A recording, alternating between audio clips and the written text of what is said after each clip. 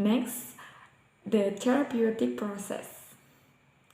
Therapeutic goals, therapist function and role. Jadi yang akan dibahas dari therapeutic process ini, proses terapi, yakni yang pertama tujuan dari terapi, terus kemudian yang kedua yakni fungsi dan penerapan dari terapi behavior ini. Next, therapeutic goals to increase personal choice and to create new condition for learning. Jadi untuk meningkatkan pilihan pribadi dan menciptakan kondisi baru untuk belajar. Jadi perlu kita ketahui bahwasanya seorang konselor dan klien itu berdiskusi untuk mencari cara untuk mencapai tujuan dengan adanya negosiasi. Agar apa? Agar tidak ada yang keberatan ketika menggunakan metode atau strategi yang digunakan untuk mengatasi sebuah masalah yang dialami oleh klien. Jadi agar tidak ada yang keberatan, misalkan klien keberatan dengan cara yang diberikan oleh terapis, maka itu sulit untuk mencapai sebuah tujuan dari behavior terapi itu sendiri. Jadi perlu adanya diskusi, negosiasi, bagaimana ketika menggunakan cara ini, apakah seorang klien itu akan tertekan dengan terapi tersebut atau tidak. Jadi perlu didiskusikan dan dinegosiasikan gitu, agar tidak ada keberatan.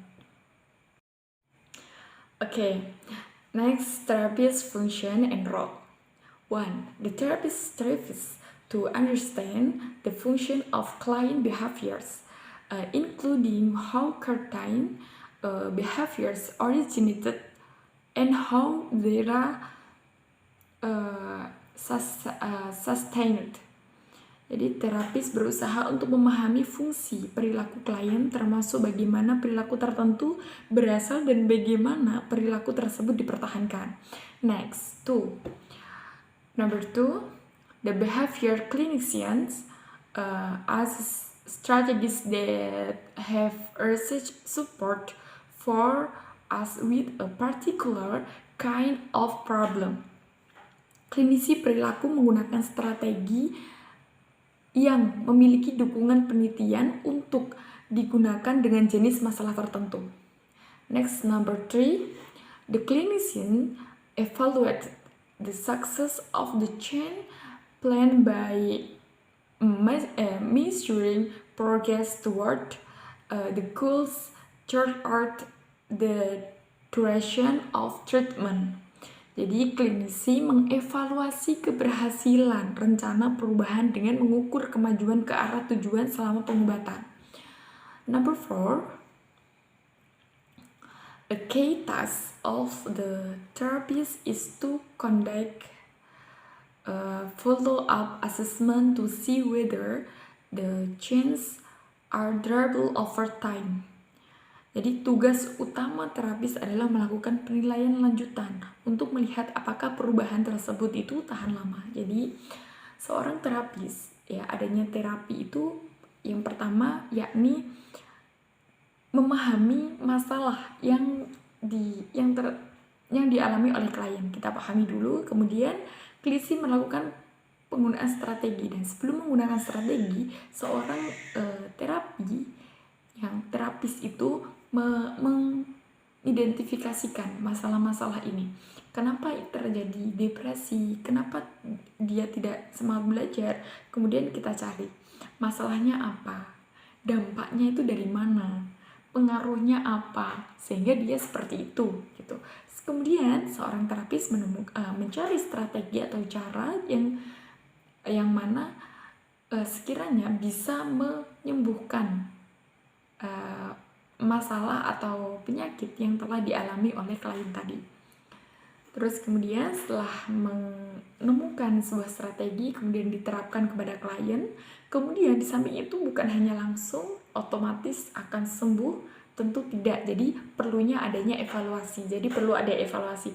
Apakah ini berjalan dengan lancar? Kemudian kembali lagi ke tujuan tadi, bahwasanya apakah seorang klien itu merasa keberatan dengan strategi itu, ataukah strategi itu kurang efektif dan efisien sehingga kesannya itu si klien itu tertekan, kemudian malah semakin menjadi-jadi depresinya gitu, misalkan seperti itu. Jadi perlu adanya evaluasi. Terus kemudian yang keempat, yakni kunci atau tugas utama dari seorang terapis yaitu melakukan penilaian. Apakah cara itu bisa digunakan untuk berkepanjangan atau hanya di waktu tertentu saja gitu. Contohnya ini di dunia pendidikan, misalkan ada sebuah klien yang kurang semangat belajar, misalkan semangat belajarnya kurang di kelas maupun di rumah, misalnya seperti itu. Nah, seorang terapis itu harus memahami, oh dia masalahnya kurang belajar. Oke. Kemudian si terapis terus mencari pengaruh kenapa dia kok bisa nggak semangat belajar, itu pengaruhnya apa? Bisa jadi kurang perhatian dari orang tua. Terus kemudian tidak ada yang mengajari di rumah gitu. Terus kemudian karena dibully teman-temannya, karena keseringan ngegame Mobile Legends sama Free Fire-nya gitu, sehingga perhatian dia ketertarikan dia untuk belajar itu kurang, sangat-sangat kurang gitu. Terus kemudian seorang terapis itu mencari solusi, bisa jadi ketika belajar di kelas atau di rumah. Bagi orang tua misalkan ya, anak didampingi karena dia memiliki butuh perhatian yang khusus dari mereka dari orang-orang tersayang, misal seperti itu. Terus kemudian ketika dia itu misalkan di kelas ya, jawaban dia itu kurang benar gitu, udah kita kasih pujian gitu, agar dia untuk berusaha untuk semangat lagi. Tapi kalau misalkan kita beri kamu salah gitu, seakan-akan dia langsung down. Nah, itu kita harus mengantisipasi hal itu gitu. Terus kemudian setelah kita memberikan cara, kemudian kita mengevaluasi apakah cara tadi itu bagus ya, dengan memberikan pujian, terus memberikan reward karena dia sudah mau belajar gitu, dengan cara mengurangi penggunaan HP karena dia pengaruhnya sebab dia sering nge-game Free Fire atau Mobile Legends-nya, ya otomatis itu apakah sangat efektif, terus kemudian tidak memberatkan si klien atau murid tadi itu. Nah, itu adanya evaluasi. Terus kemudian setelah itu kita harus tahu apakah cara itu sangat bermanfaat untuk berkepanjangan di waktu yang panjang, untuk selamanya, atau hanya di umur itu aja gitu. Jadi perlu kita ketahui, perlu kita catat, evaluasi itu sangat penting dalam pelaksanaan terapi tadi. Next, application. Therapeutic techniques and procedure. Di aplikasi dari terapi baik teknik maupun prosedurnya.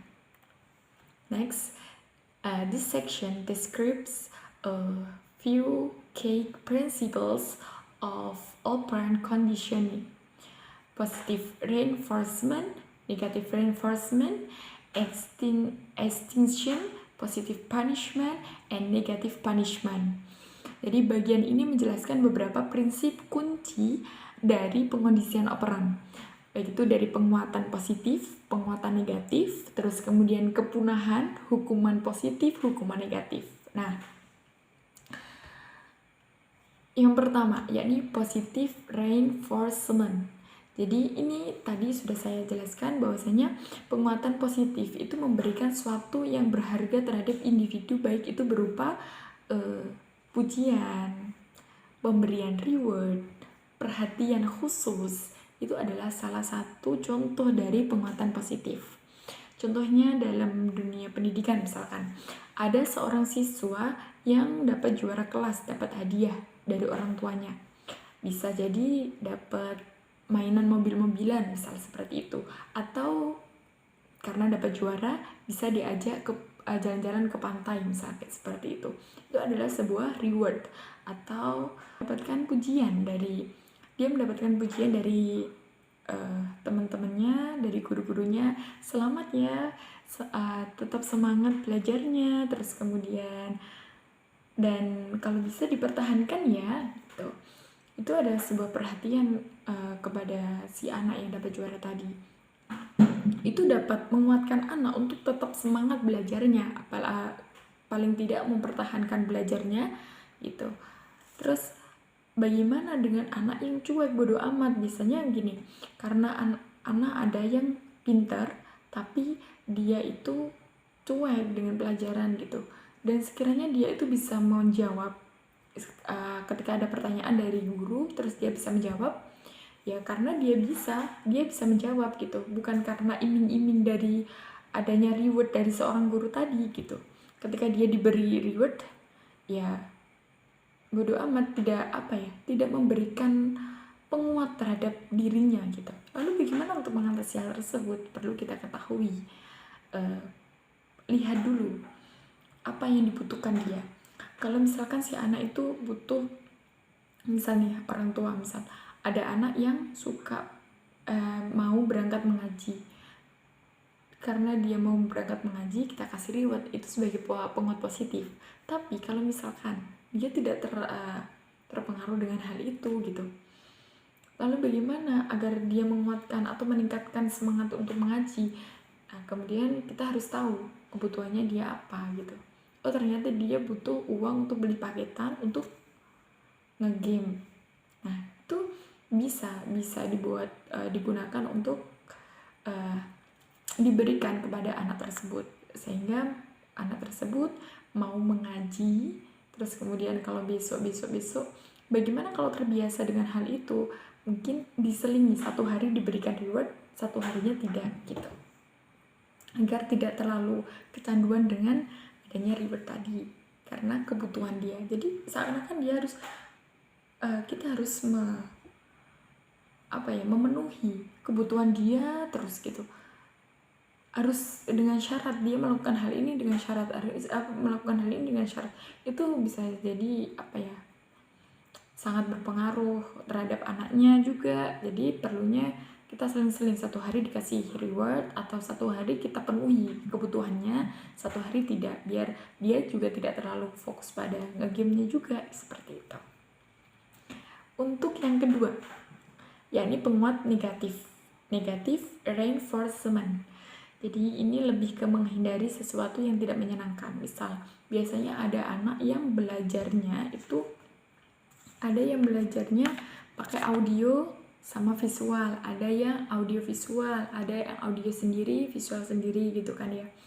Nah, biasanya kalau anak-anak yang audio itu kurang memperhatikan gurunya ketika gurunya menerangkan di depan. Nah, itu anak yang biasanya seperti itu biasanya tetap mencatat tapi tidak memperhatikan guru yang ada di depan. Nah, terus si anak itu untuk mengatasi agar guru itu tadi tidak marah dengan anak tersebut, si anak itu terus kemudian aktif dengan mengajukan pertanyaan. Tetap sama, tapi kita harus juga dari sebuah penjelasan kita juga harus menarik agar anak-anak itu untuk aktif bertanya juga, seperti itu. Karena mindset guru itu biasanya kalau anak nggak memperhatikan guru di depan, itu otomatis dia tidak akan paham gitu. Tapi beda dengan anak yang audio. Ya, anak yang audio cukup mendengarkan, dia akan paham, seperti itu. Untuk selanjutnya, yakni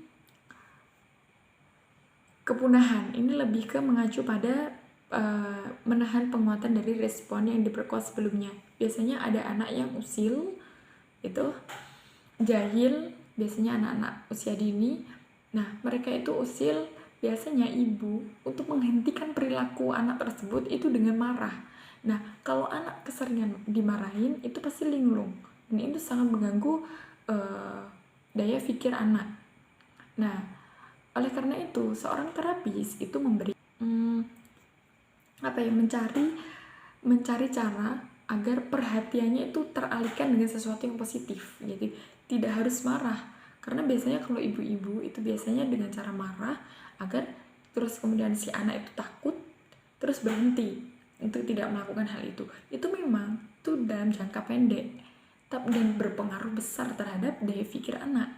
Nah, oleh karena itu seorang terapis harus mencari cara bagaimana perhatian anak itu yang awalnya usil beralih pada sesuatu yang menarik dan bermanfaat gitu. Terus kemudian ada cara lain, yakni dengan cara memberikan punishment, hukuman. Nah, di situ ada hukuman yang positif sama negatif. Nah, sebelum kita menginjak pada contoh hukuman positif dan negatif, perlu kita ketahui adanya hukuman itu karena ada suatu perilaku atau suatu tindakan yang menyalahi aturan, sehingga diberikan suatu hukuman.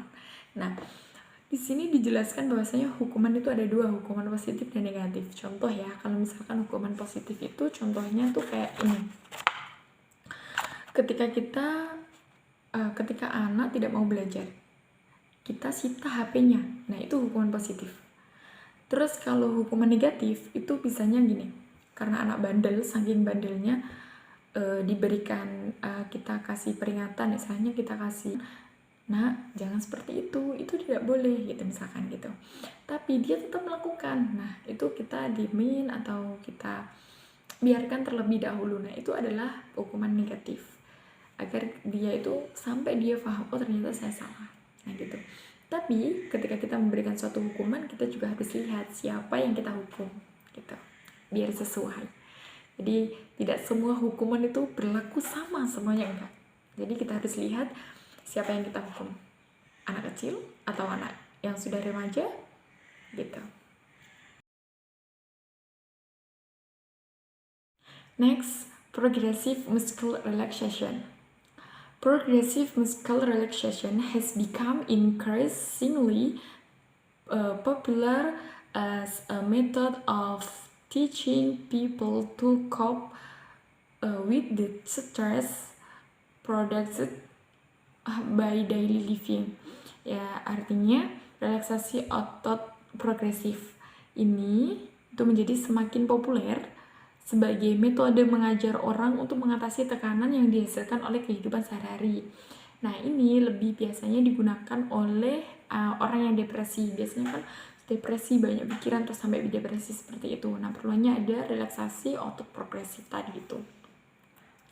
Terus, selanjutnya, clients are given a set of instruction that teaches them to relax the assumed passive and relaxed position in a quiet environment will alternately contracting and relaxation muscles.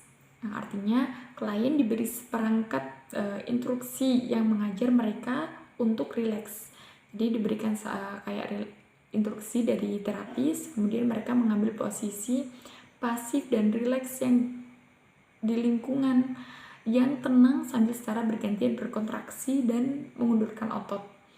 Jadi ini itu caranya adalah seorang terapis itu memberikan instruksi kepada klien, yang ini biasanya lebih ke orang yang depresi. Nah, memberikan instruksi kepada klien, misalkan tarik nafas,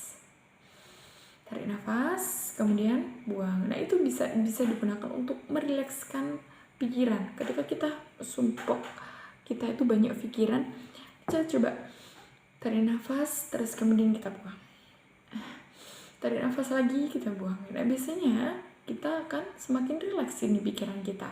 Nah, setelah itu kemudian biasanya kan ketika kita mengikuti kayak sebuah acara,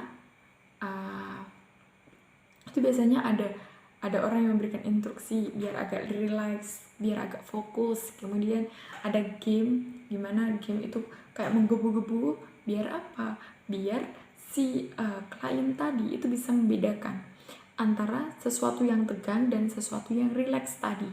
Terus kemudian harus mengendurkan otot tubuh. Biasanya orang yang sering stres itu adalah orang yang sangat kecapean badannya.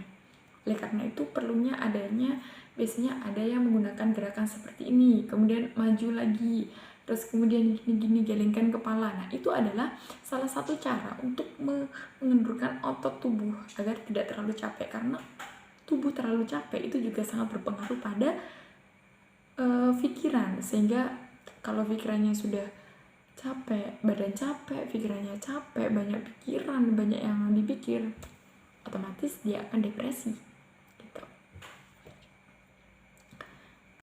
Next, systematic desensitization.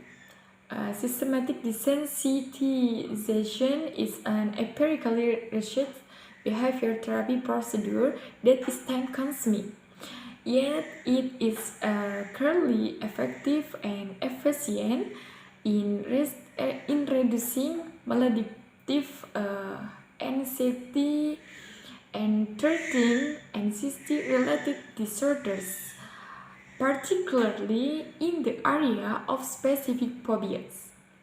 Ini biasanya digunakan untuk orang-orang yang fobia. Jadi pengertiannya, desensitisasi sistematis adalah prosedur terapi perilaku yang diteliti secara empiris yang memakan waktu namun jelas efektif dan efisien dalam mengurangi kecemasan maladaptif dan mengobati gangguan terkait kecemasan, terutama di bidang fobia. Biasanya orang yang fobia itu pasti cemas. Nah, ini adalah salah satu cara yang digunakan untuk mengatasi orang yang tingkat kecemasannya tinggi gitu. Jadi dengan cara pengondisian kecemasan yang melalui pembiasaan. Contohnya, biasanya ada anak yang sangat cemas. Biasanya anak laki-laki misalkan ya, karena keseringannya di pondok, nggak pernah ketemu yang namanya cewek, nggak pernah ketemu tatap muka pun nggak pernah, sehingga ketika dia masuk kuliah, karena habis lulus pondok kemudian dia kuliah, dia akan campur sama cewek. Nah, ketika dia memiliki tugas presentasi di depan, terus kemudian otomatis dia akan campur sama cewek. Dan dia cemas, terus kemudian keringat dingin. Nah, itu perlu adanya pembiasaan. Jadi agar dia itu juga terbiasa, sehingga kecemasan tadi itu kayak semakin menurun. Nah, itu ada lagi orang yang ketika melihat misalkan ya, ada semut yang sangat banyak gitu, dia itu sangat langsung cemas, terus teriak dan lain sebagainya. Nah, itu adalah istilahnya kayak fobia kan dia. Nah, itu cara kita itu biasakan temukan dia dengan semut yang dia fobia kan, semut misalkan dia gitu. Terus tapi semutnya jangan langsung banyak, jadi sedikit misalkan ada berapa biji butir, ada berapa butir ini semut, terus kemudian ada berapa lagi, ditambah lagi, itu dengan pembiasaan. Insyaallah itu lebih efektif dan efisien. Terus kemudian dia akan terbiasa dengan adanya semut yang sangat banyak. Walaupun semut itu banyak ataupun sedikit, dia tidak akan fobia lagi karena dia sudah terbiasa. Oh, dia tidak menggigit saya lagi. Dulu dia menggigit. Oh, ternyata tidak sekarang. Oke, sekarang dia, sehingga cemasnya itu akan berkurang seperti itu. Baik, terima kasih. Sampai di sini presentasi dari kelompok kami. Kurang lebihnya mohon maaf. Thank you everybody. Saya tutup. Wassalamualaikum warahmatullahi wabarakatuh.